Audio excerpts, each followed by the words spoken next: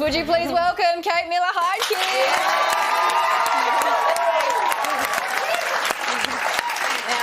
Kate, you had us at Banana Land. What is this glorious show about? Look, it's about a very angry, earnest, political activist punk band who write this song based on Clive Palmer's incursion into federal politics, an angry song, which is mistaken for a children's song about a magical land where everyone gets a free banana. So they walk on stage at the Dubbo Leagues Club and to their shock they find it's an audience full of young children who are very traumatised by their angry choreography and loud, terrible music. But yeah, this band they're sort of like a mix between Pussy Riot and Spinal Tap. They're unintentionally hilarious. They take themselves very seriously, but they're quite entertaining to watch. And then, of course, they have to decide as a band if they're going to pivot into the more sort of lucrative world of children's music or if they're going to follow their authentic art. It kind of feels like you've read Michael Hing's Teenage Diaries. A little bit. Yeah. What really? What happened?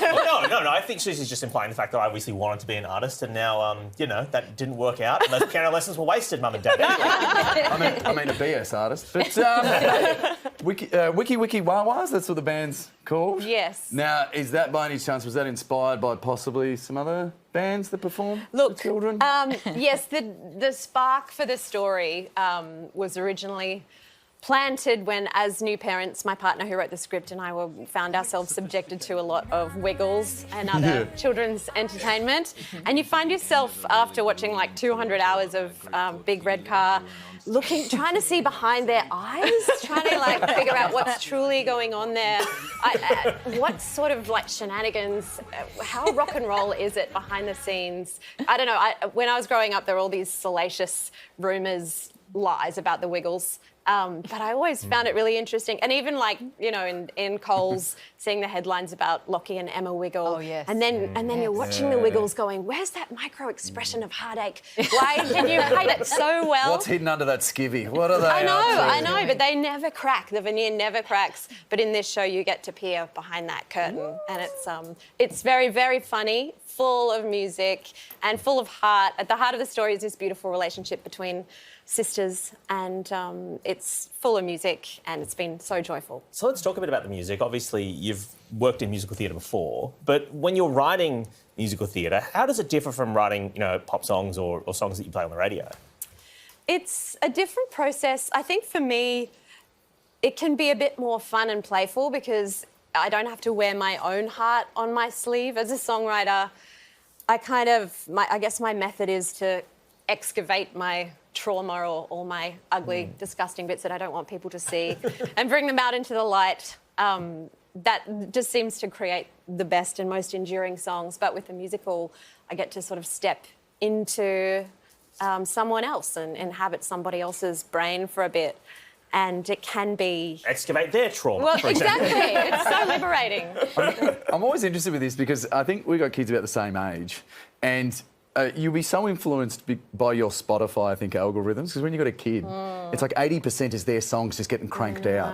Like, does that affect, did that influence with this show? Are you kind of like listening to all those and then, you mentioned it before, but is it like, it just gets in there and then you're like, okay, it's bad. I've got to use this somehow. I know. I don't know how old your kids are, but my kid's obsessed with this song called Butt Cheeks. I've heard it like over.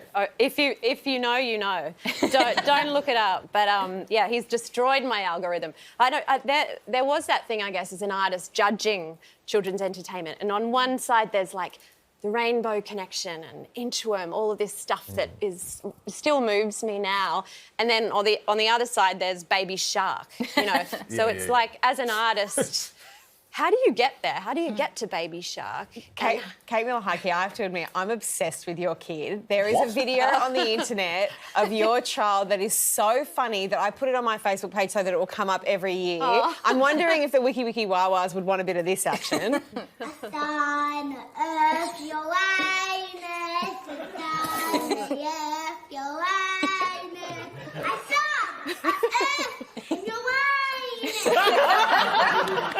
He is the greatest child. We played that in the meeting today. I made everyone watch the entire clip. He's absolutely brilliant. Has he had a lot of influence on the show? Oh, well, I don't know, on the show. He certainly had many millions of hits with that video. Yeah, he's more famous than me, basically. But yeah, we'll be bringing him to the show. It's not strictly for young kids, I have to say. It's for 15 plus. There's a lot of adult scenes in the show.